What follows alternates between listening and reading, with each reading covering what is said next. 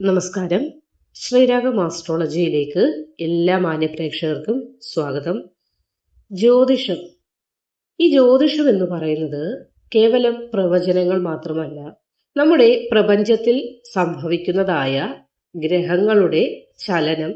ആ ചലനമാണ് നമ്മുടെ മനുഷ്യ ജീവിതത്തിൽ വളരെ മാറ്റങ്ങളെ പ്രദാനം ചെയ്യുന്നത്. അങ്ങനെ നോക്കുമ്പോൾ ഗ്രഹങ്ങളും നമ്മൾ മനുഷ്യ ജീവിതവും തമ്മിൽ ഒരു അഭേദ്യമായ ബന്ധമുണ്ട്. ആ ബന്ധം അതായത് ഒന്നിപ്പിക്കുന്ന ഒരു ശാസ്ത്രശാഖ, അതാണ് ഈ ജ്യോതിഷം എന്ന് പറയുന്നത്. ഇന്നത്തെ ദിവസം നമ്മൾ ചർച്ച ചെയ്യാൻ പോകുന്നത് അടുത്ത ഏപ്രിൽ മാസത്തിൽ സംഭവിക്കാൻ പോകുന്നതായ അതിവിശേഷമായ ഒരു ഗ്രഹമാറ്റത്തെ കുറിച്ചാണ്. അതായത് നീചഭംഗ രാജയോഗം.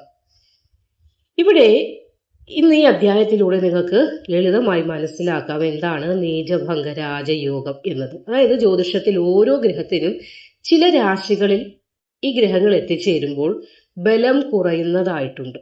അതിനെയാണ് നീചം എന്നതുകൊണ്ട് നമ്മൾ ഉദ്ദേശിക്കുന്നത്. ജ്യോതിഷത്തിൽ അതിനെയാണ് നീചം എന്ന് വിളിക്കുന്നത്.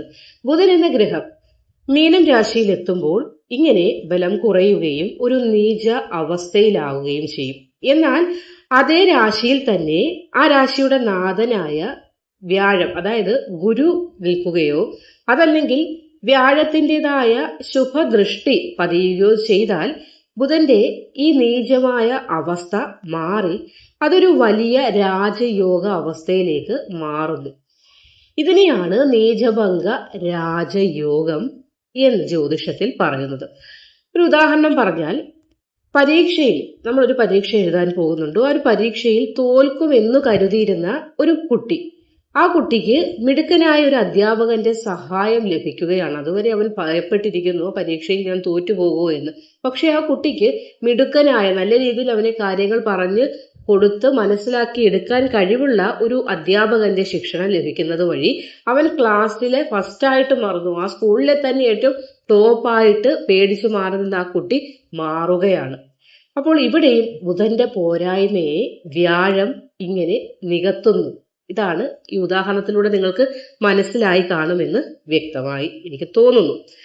അപ്പോൾ ഇവിടെ ഈ രാജയോഗം പ്രധാനമായും 3 രാശിക്കാർക്കായിരിക്കും വലിയ മാറ്റങ്ങൾ കൊണ്ടുവരുന്നത്. എല്ലാ സമയത്തും അങ്ങനെ തന്നെയാണ്. ഓരോ ഗ്രഹമാറ്റങ്ങൾ നടക്കുമ്പോഴും ചില നക്ഷത്രക്കാർക്ക് അത് ഗുണകരമായി നിൽക്കുമ്പോൾ ചിലർക്ക് ഗുണദോഷ സമ്മിശ്രമായിട്ട് ഫലങ്ങൾ പ്രദാനം ചെയ്യും. എന്നാൽ ചില നക്ഷത്രക്കാർക്ക് അല്പം കാഠിന്യമുള്ള ദോഷമായിട്ട് മാറുകയും ചെയ്യും. ഇവിടെ ഈ 3 രാശിക്കാർക്കായിരിക്കും അതിൻ്റെ ഗുണകരമായ ഫലങ്ങൾ പൂർണ്ണമായി ലഭിക്കാൻ പോകുന്നത്. ആ 3 രാശിക്കാർ ആരൊക്കെയാണ് എന്നതാണ് ഇന്നത്തെ അധ്യായത്തിൽ നമ്മൾ ചർച്ച ചെയ്യുന്നത്. അതിൽ ആദ്യത്തെ രാശി ഇടവം രാശിയാണ്. നക്ഷത്രങ്ങളായി വരുന്നത് കാർത്തികയുടെ അവസാന 3/4 ഭാഗം, രോഹിണി മകയിരം നക്ഷത്രത്തിന്റെ ആദ്യ പകുതി ഭാഗം വരുന്ന ഇടവം രാശിക്കാരായ ആളുകൾക്ക് ഇവരുടെ 11ാം ഭാവത്തിലാണ്, അതായത് ജ്യോതിഷത്തിലെ 11ാം ഭാവമായ ലാഭസ്ഥാനത്തായിരിക്കും ഈ നീചഭംഗ രാജയോഗം രൂപം കൊള്ളുന്നത്. അതുകൊണ്ട് തന്നെ ഗുണങ്ങൾ എന്തൊക്കെയാണ് വരുന്നത് എന്ന് ചോദിച്ചാൽ, ഏറെ നാളായി തടസ്സപ്പെട്ടു കിടന്ന പണം അപ്രതീക്ഷിതമായി കയ്യിൽ വന്നു ചേരാനുള്ള യോഗമാണ് ഗുണങ്ങളിൽ എടുത്തു പറയേണ്ടതായിട്ടുള്ളത്. ഉദാഹരണത്തിന്, നിങ്ങളൊരു വീട് വാങ്ങാനായിട്ട് ശ്രമിച്ചുകൊണ്ടിരിക്കുകയാണ്. പണം തികയാത്ത അവസ്ഥ നിമിത്തം നിങ്ങളത് മുടക്കം വരികയോ അത് തൽക്കാലത്തേക്കൊന്ന് മാറ്റി നിർത്തുകയോ ചെയ്തിട്ടുണ്ടെങ്കിൽ ഈ ഒരു കാലയളവിനുള്ളിൽ തന്നെ നിങ്ങൾക്ക് വരുമാന മാർഗങ്ങൾ എങ്ങനെയെങ്കിലും നിങ്ങളുടെ കയ്യിൽ പണം വന്നു ചേരുകയും നിങ്ങൾ ആ മാറ്റി വെച്ചിരുന്നതായ പ്രവൃത്തി നിങ്ങൾ ആഗ്രഹിക്കുന്നത് പോലെ പുനരാരംഭിക്കുവാൻ സാധിക്കുകയും ചെയ്യും.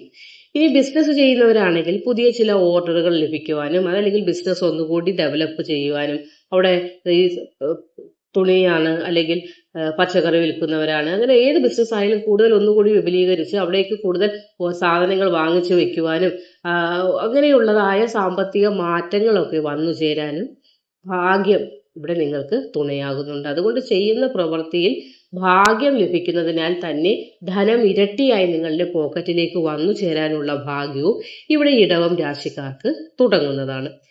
ഇനി രണ്ടാമത്തെ രാശി മിഥുനമാണ്. നക്ഷത്രങ്ങളായി വരുന്നത് മകയിരം 2ാം പകുതി ഭാഗം, തിരുവാതിര പുണർന്നം നക്ഷത്രത്തിന്റെ ആദ്യം 1/4 ഭാഗം വരുന്ന നക്ഷത്രക്കാർക്ക് ഇവിടെ മിഥുനത്തിന്റെ രാശ്യാധിപനായി വരുന്നത് ബുധൻ എന്ന ഗ്രഹമാണ്. അതുകൊണ്ട് തന്നെ ഈ മാറ്റം വ്യക്തിപരമായി വളരെ വലിയ വളർച്ചയ്ക്ക് തന്നെ ഈ കൂട്ടർക്ക്, മിഥുനം രാശിക്കാരായ ആളുകൾക്ക് കാരണമാകുന്നുണ്ട്. ഗുണങ്ങൾ എന്തൊക്കെയെന്ന് നോക്കുമ്പോൾ ബുദ്ധിശക്തി വർദ്ധിക്കും. പ്രത്യേകിച്ച് വിദ്യാർത്ഥികൾക്ക് ഗുണം ചെയ്യുന്നതാണ്. തീരുമാനങ്ങൾ എടുക്കുവാനുള്ള കഴിവും പ്രാപ്തിയും വന്നുചേരും. സമൂഹത്തിലും ചില അംഗീകാരങ്ങളൊക്കെ നിങ്ങളെ തേടിയെത്താനുള്ള സാധ്യതയും ഈ ഒരു അവസരത്തിൽ ഉണ്ടാകും.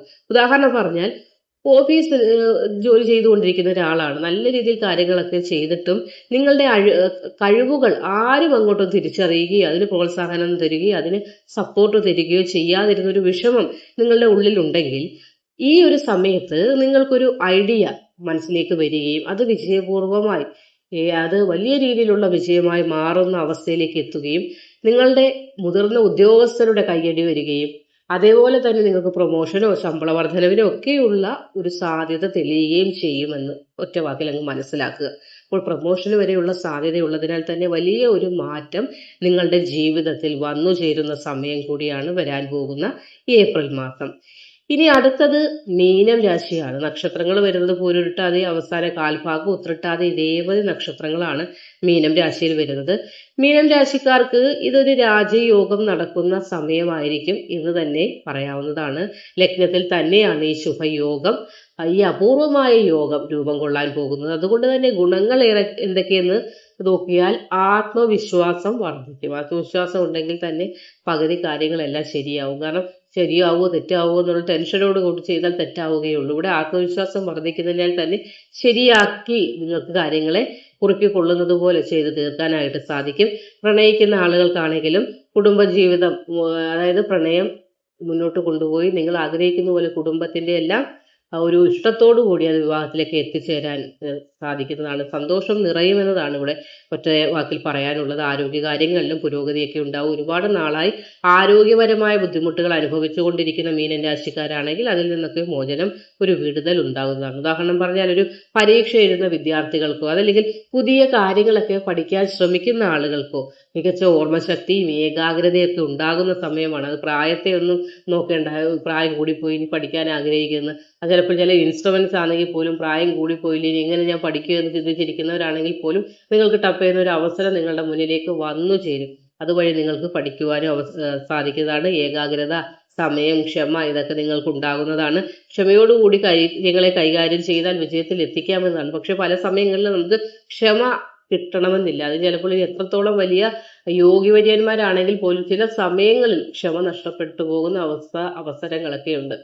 അപ്പോൾ മനുഷ്യനാണ്, ക്ഷമ ഉണ്ടാകാം, ചിലപ്പോൾ ക്ഷമ നഷ്ടപ്പെട്ടേക്കാം, അങ്ങനെയുള്ള സമയമാണ്.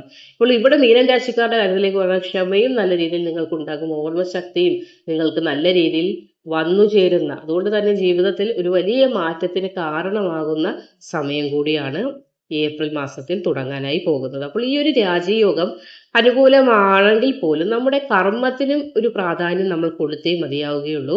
വിതച്ചതേ കൊയ്യാൻ സാധിക്കൂ എന്ന് പറയാറില്ല. നീ എന്ത് ചെയ്യുന്നു അതിന്റെ ഫലം. ഗുണമാണ് ചെയ്യുന്നതെങ്കിൽ ഗുണം അനുഭവിക്കാം, ദോഷമാണ് ചെയ്യുന്നതെങ്കിൽ ദോഷം അനുഭവിക്കാം. അതിനാണ് ഒറ്റ വാക്കിൽ വിതച്ചത് തന്നെ കൊയ്യുമെന്ന് പറയുന്നത്. അപ്പോൾ ഈ ഒരു നല്ല സമയത്തെ കൃത്യമായ ഒരു പ്ലാനിങ്, അതല്ലെങ്കിൽ ഒരു ആസൂത്രണത്തോട് ഉപയോഗപ്പെടുത്താൻ ശ്രമിച്ചാൽ ജീവിതത്തിൽ ഒരു വലിയ ഉയർച്ച, അല്ലെങ്കിൽ ആ തകർച്ചകളെ മാറ്റി ഉയർച്ച നേടാനായി നിങ്ങൾക്ക് സാധിക്കുമെന്നതിൽ യാതൊരുവിധ സംശയവും വേണ്ട. അപ്പോൾ ഭഗവാൻ വിഷ്ണുവിനെയോ അതല്ലെങ്കിൽ അടുത്തുള്ള ശ്രീകൃഷ്ണസ്വാമി ക്ഷേത്രം ഉണ്ടെങ്കിൽ കൃഷ്ണനെയോ ഒക്കെ ആരാധിക്കുന്നത് ഈ ഒരു കാലയളവിൽ ബുധന്റെ ഗുണഫലങ്ങൾ കൂടുതൽ നിങ്ങളിലേക്ക് എത്തുന്നതിനും സഹായിക്കുന്നതാണ്. കാരണം ബുധന്റെ അതിദേവത എന്ന് പറയുന്നത് സാക്ഷാൽ നമ്മുടെ ഭഗവാൻ വിഷ്ണുവാണ്. അതുകൊണ്ട് തന്നെ നിങ്ങൾ അടുത്തുള്ള വിഷ്ണു ക്ഷേത്ര ദർശനം നടത്തുന്നതൊക്കെ വളരെയധികം നിങ്ങൾക്ക് ഉപകാരവും ഗുണവും ഒക്കെ ചെയ്യുന്നതായിരിക്കും. അപ്പോൾ ശ്രീരാഗ ആസ്ട്രോളജിയുടെ ഈ ഒരു അധ്യായം നിങ്ങൾക്ക് ഗുണകരമായി ഭവിക്കട്ടെ എന്ന് പ്രാർത്ഥിക്കുന്നു. മറ്റൊരു അധ്യായവുമായി വീണ്ടും കാണുന്നത് വരെ നന്ദി, നമസ്കാരം.